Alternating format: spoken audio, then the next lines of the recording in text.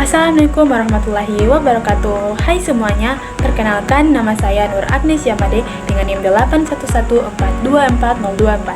Saya mahasiswa aktif jurusan Kesehatan Masyarakat Universitas Negeri Gorontalo, Fakultas Olahraga dan Kesehatan.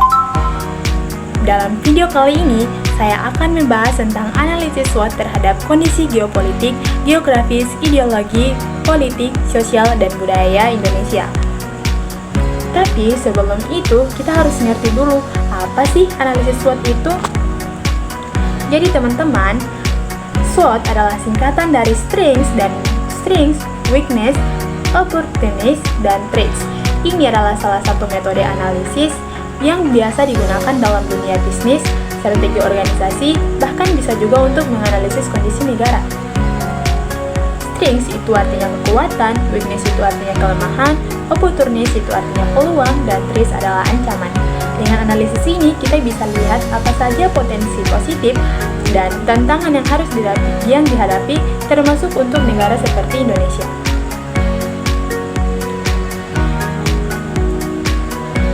Kenapa sih analisis SWOT itu penting dalam kewarganegaraan? Karena dengan menganalisis faktor-faktor geopolitik, geografis, ideologi, politik, sosial, dan budaya, kita bisa mengetahui posisi strategis Indonesia, menyadari kelebihan dan kekurangan bangsa kita, menemukan peluang untuk berkembang, dan waspada terhadap ancaman yang datang dari dalam maupun dari luar negeri.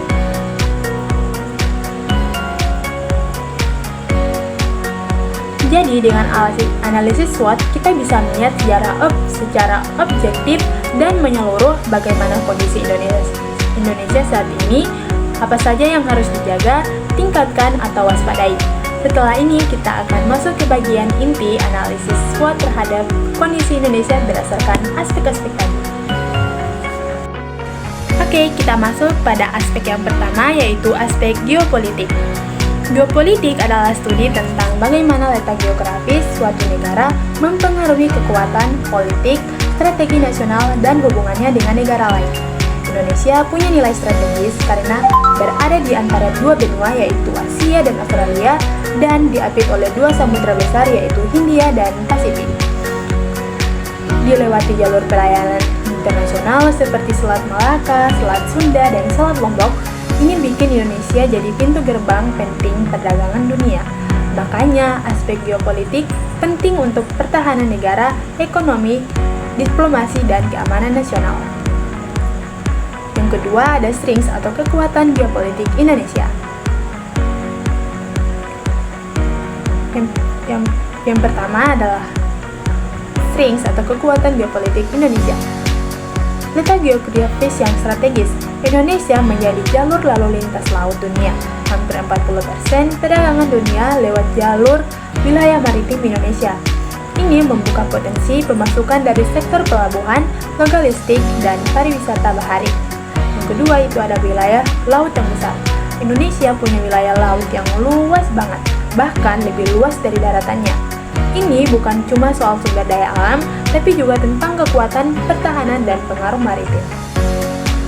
Yang ketiga, jumlah penduduk keempat terbanyak di dunia. Ini menjadikan Indonesia sebagai pasar besar dan negara penting di masa global. Yang keempat, ada peran aktif dalam organisasi internasional. Contohnya menjadi pemimpin ASEAN, anggota G20, terlibat dalam kerja sama Indo-Pasifik, dan lain-lain. Ini tuh memperkuat posisi tawar Indonesia menjadi kancah global. Lanjut, kita membahas weakness atau kelemahan geopolitik Indonesia. Yang pertama, ada kurangnya pengawasan wilayah perbatasan. Masih banyak wilayah perbatasan yang belum dijaga maksimal, contohnya di Natuna dan Papua. Ini bisa menjadi celah untuk penyelundupan, pencurian ikan, dan pelanggaran kedaulatan. Yang kedua, ada keterbatasan dalam penguasaan dan dalam penguatan militer dan pertahanan laut. Teknologi pertahanan kita belum semaju negara lain. Misalnya, Indonesia masih bergantung pada alutsista impor dan belum sepenuhnya mandiri secara militer. Dan yang ketiga, masalah seperti separatisme. Isu Papua sering dimanfaatkan negara lain untuk menekan Indonesia. Ini bisa melemahkan posisi kita dalam diplomasi internasional. Dan yang keempat, ketergantungan ekonomi pada negara besar. banyak investasi asing yang punya pengaruh kuat dan ini bisa mempengaruhi arah kebijakan negara kalau nggak diatur dengan hati-hati. Lalu kita masuk pada opportunis atau peluang geopolitik Indonesia. Yang pertama adalah pusat gravitasi dunia yang bergeser ke Asia. Dunia sekarang mulai fokus ke Asia Tenggara. Ini saatnya Indonesia jadi pemain kunci. Misalnya kerjasama di bidang perdagangan, pertahanan, dan energi bisa diperkuat. Yang kedua, pengembangan poros maritim dunia. Ini adalah program besar Indonesia untuk memaksimalkan kekuatan laut dan menjadikan laut sebagai masa depan ekonomi. Yang ketiga, potensi blue economy. Laut Indonesia kaya akan sumber daya dari perikanan, pariwisata bahari, bahkan energi terbarukan seperti arus laut dan angin. Yang keempat, peluang investasi dari kerja sama strategis. Misalnya, Indonesia bisa kerjasama dengan negara sahabat untuk membangun pelabuhan, jalur logistik, dan infrastruktur pertahanan. Baik kita lanjut kepada threats atau ancaman geopolitik Indonesia. Konflik Laut Cina Selatan. Yang pertama itu ada konflik Laut Cina Selatan. Indonesia bukan pihak langsung, tapi wilayah Z atau zona ekonomi eksklusif. Kita di Natuna Utara berbatasan langsung dengan wilayah sengketa. Ini bisa berpotensi konflik atau eskalasi meningkat. Yang kedua, pengaruh negara besar seperti AS versus China. Indonesia harus hati-hati supaya nggak terjepit atau dimanfaatkan untuk kepentingan geopolitik negara besar. Yang ketiga, ada ancaman terorisme dan kejahatan lintas negara. Perbatasan laut yang luas sering menjadi celah untuk masuknya penyelundupan senjata, narkoba, bahkan jaringan teroris. Yang keempat, ada perang siber dan pengaruh digital global. Geopolitik juga masuk ke dunia maya. Kita bisa jadi sasaran serangan siber dari luar negeri yang tujuannya mengacaukan sistem pemerintahan atau ekonomi.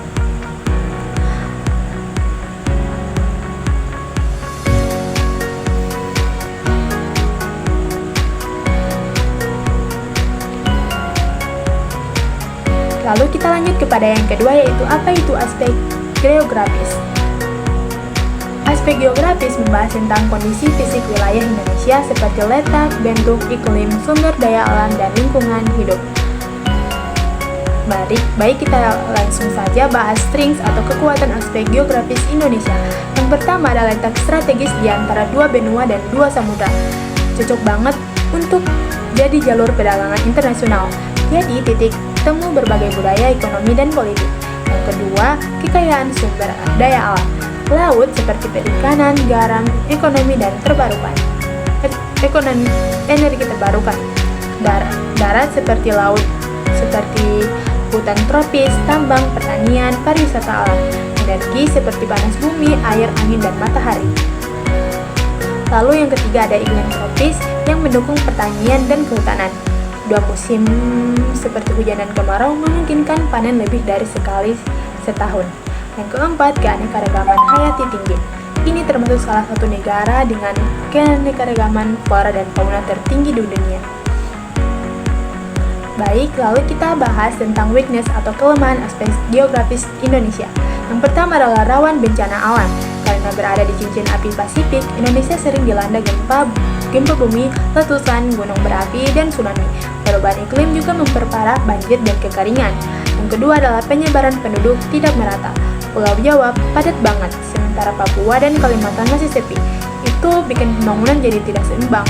Yang ketiga adalah akses wilayah terpencil masih minim. Banyak daerah pelosok yang sulit dijangkau karena geografisnya sulit, pegunungan, pulau-pulau kecil, dan lain-lain. Yang keempat, eksploitasi alam berlebihan. Banyak hutan dibabat habis, tambang merusak lingkungan, dan pencemaran laut makin meningkat. Ini bisa mengancam keberlanjutan sumber daya alam di masa depan. Baik, kita lanjut saja untuk membahas tentang opportunis atau peluang dari aspek geografis. Yang pertama itu ada pengembangan ekonomi maritim dan pariwisata alam. Indonesia bisa jadi pusat wisata dunia. Bali, Raja Ampat, Labuan Bajo, dan lain-lain. Industri kelautan bisa dikembangkan secara besar-besaran. Yang kedua adalah energi terbarukan. Potensi besar dari panas bumi seperti geotermal, angin, air, dan matahari bisa menjadi kekuatan energi nasional yang ramah lingkungan. Yang ketiga, ada konektivitas nasional, tol laut, dan udara. Pemerintah bisa mengembangkan tol laut, bandara di wilayah terpencil, pelabuhan lokal listrik. Ini bisa mempercepat pemerataan pembangunan dan perdagangan antar wilayah. Yang keempat, penelitian dan konservasi alam. Banyak wilayah Indonesia bisa menjadikan tempat penelitian ilmiah dan pelestarian alam kelas dunia. Oke, mari kita lanjut untuk membahas TRIS atau ancaman aspek geografis Indonesia. Pemanasan global dan perubahan iklim menjadi ancaman bagi petani, nelayan, dan ekosistem alam di Indonesia. Yang kedua adalah konflik perebutan sumber daya alam. Tambang, hutan, dan laut bisa jadi sumber konflik jika tidak dikelola adil dan transparan. Yang ketiga adalah kerusakan lingkungan akibat pembangunan. Infrastruktur yang dibangun tanpa memperhatikan lingkungan bisa menyebabkan tanah longsor, banjir, dan pencemaran. Yang keempat, ada ancaman terhadap biodiversitas. Banyak spesies terancam punah karena pembakaran liar dan pemburuan. Baik, kita lanjut pada aspek selanjutnya, yaitu politik. Politik itu bukan cuma soal partai, pemilu, atau DPR. Secara luas, politik adalah cara suatu negara mengatur kekuasaan, mengambil keputusan, dan menjalankan pemerintahan demi kepentingan rakyat. Jadi, kita masuk pada string satu kekuatan politik Indonesia. Yang pertama ada sistem demokrasi terbesar ketiga di dunia. Indonesia bisa mengadakan pemilu langsung yang damai dengan partisipasi jutaan rakyat. Yang kedua, desentralisasi dan otonomi rendah. Daerah punya kewarganegaraan sendiri, jadi nggak semua tergantung pusat. Ini bisa mempercepat pembangunan. Yang ketiga, adanya sistem checks dan balance. Ada eksekutif, legislatif, dan yudikatif yang saling mengawasi. Kalau jalan bareng, sistem bisa stabil. Yang keempat, partisipasi politik warga meningkat. Generasi muda makin banyak yang melek politik, jadi pemilih kritis, bahkan mau maju jadi caleg. Oke, kita bahas tentang weakness atau kelemahan politik Indonesia. Yang pertama ada praktik politik uang dan transaksional. Banyak kasus di mana suara rakyat dibeli dan kebijakan ditukar dengan kepentingan pribadi. Yang kedua, korupsi merajalela. Banyak pejabat dari partai politik terjerat KPK. Ini menunjukkan sistem pengawasan belum optimal. Yang ketiga, kurangnya pendidikan politik di masyarakat. Banyak yang masih memilih karena fanatisme, bukan karena program atau visi misi. Yang keempat, polarisasi dan konflik elit politik. Perbedaan pandangan kadang bikin rakyat ikut terpecah belah, padahal seharusnya itu saling hormat. Oke, kita lanjut pada oportunis atau peluang dalam politik Indonesia. Yang pertama ada bonus demografi. Jumlah anak muda produktif tinggi, kalau dikasih ruang, mereka bisa jadi membawa perubahan politik positif di Indonesia. Yang kedua, digitalisasi politik. Media sosial bisa jadi ruang edukasi politik. Banyak konten kreator sekarang angkat isu politik dengan gaya yang ringan. Yang ketiga, keterbukaan informasi atau UU KIP. Rakyat punya hak tahu tentang kebijakan publik. Ini dorong transparansi dan akuntabilitas. Yang keempat, peran komunitas dan civil society. Banyak komunitas yang mendorong pemilu bersih, advokasi hukum, atau pengawasan pemerintah secara mandiri. Baik, kita masuk pada threats atau ancaman dalam politik Indonesia. Yang pertama, politik identitas dan sara. Kampanye yang main isu. Yang ketiga, kurangnya pendidikan politik di masyarakat. Banyak yang masih memilih karena fanatisme, bukan karena program atau visi misi. Yang keempat, polarisasi dan konflik elit politik. Perbedaan pandangan kadang bikin rakyat ikut terpecah belah, padahal seharusnya kan saling hormat. Oke, kita masuk pada oportunis atau peluang dalam politik Indonesia. Yang pertama adalah politik identitas dan sara. Kampanye yang main isu, suku, agama, ras bisa memecah persatuan bangsa. Yang kedua, disinformasi dan hoax politik. Hoax bisa mempengaruhi persepsi publik, apalagi menjelang pemilu. Banyak akun anonim yang menyebar provokasi. Yang ketiga, dominasi elit politik. Struktur kekuasaan masih dikuasai segelintir elit, jadi regenerasi politik kadang terhambat. Yang keempat, kurangnya perlindungan terhadap aktivis dan jurnalis. Demokrasi bisa terancam kalau suara-suara kritis dibungkam. Baik, kita masuk pada sosial budaya. Sosial budaya adalah gabungan antara sosial atau hubungan dan interaksi antar manusia dalam masyarakat, dan budaya adalah nilai, norma, adat istiadat, kebiasaan, bahasa, seni, dan kepercayaan yang diwariskan turun-temurun. Sosial budaya ini yang menjadi fondasi bagaimana kita berinteraksi, berkomunikasi, dan menjalani kehidupan sehari-hari sebagai sebuah bangsa yang majemuk. Baik, kita masuk pada strengths atau kekuatan sosial budaya Indonesia. Yang pertama, keanekaragaman budaya yang kaya. Indonesia punya ribuan suku, bahasa, daerah, dan tradisi unik yang jadi kebanggaan nasional. Contohnya seperti tari tradisional, upacara adat, batik, kuliner khas daerah. Yang kedua, nilai gotong royong dan toleransi. Budaya saling membantu dan hidup rukun sangat melekat di masyarakat. Walaupun berbeda suku dan agama, biasanya bisa saling menghargai dan menjaga persatuan. Yang ketiga, adanya berbagai komunitas dan paguyuban. Komunitas suku, agama, hingga komunitas hobi sering mengadakan kegiatan yang mempererat tali persaudaraan. Yang keempat, ada seni dan budaya sebagai identitas nasional. Musik, gamelan, wayang, dan seni lukis jadi simbol dan yang menguatkan rasa kebangsaan dari warisan leluhur. Baik, kita masuk pada weakness atau kelemahan sosial budaya di Indonesia. Yang pertama, pengaruh globalisasi yang melemahkan budaya lokal.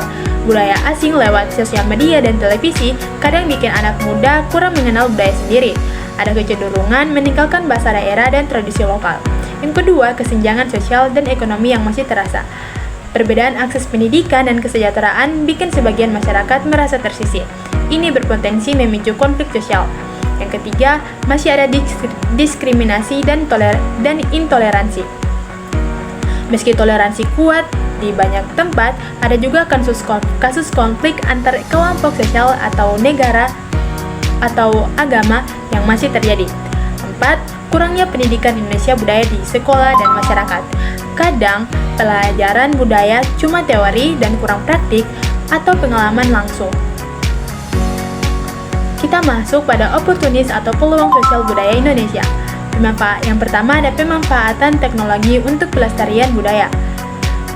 Digitalisasi seni dan budaya, misalnya museum virtual, pelajaran bahasa daerah lewat aplikasi, bisa menjangkau generasi muda dengan cara yang lebih modern dan menarik.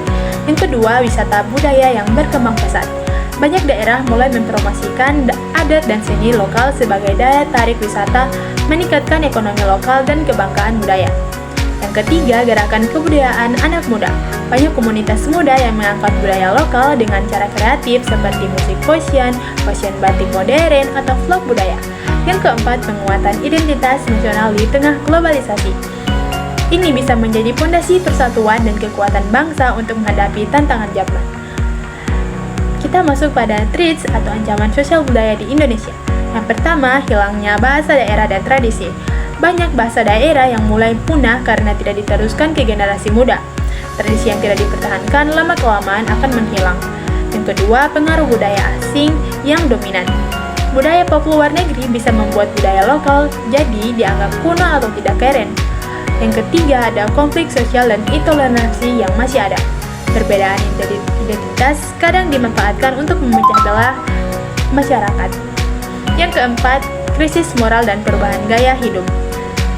Modernisasi dan urbanisasi membawa perubahan cara hidup yang terkadang bertentangan dengan nilai budaya tradisional. Baiklah teman-teman, sampai di sini dulu pembahasan kita tentang analisis SWOT kondisi geopolitik, geografis, ideologi, politik, dan sosial budaya Indonesia. Dari semua aspek yang kita bahas, bisa kita lihat kalau Indonesia itu negara yang sangat kompleks dan dinamis. Ada kekuatan besar yang jadi modal utama, ada juga tantangan dan ancaman yang harus kita hadapi bersama. Sampai di sini dulu video yang bisa saya berikan. Wassalamualaikum warahmatullahi wabarakatuh.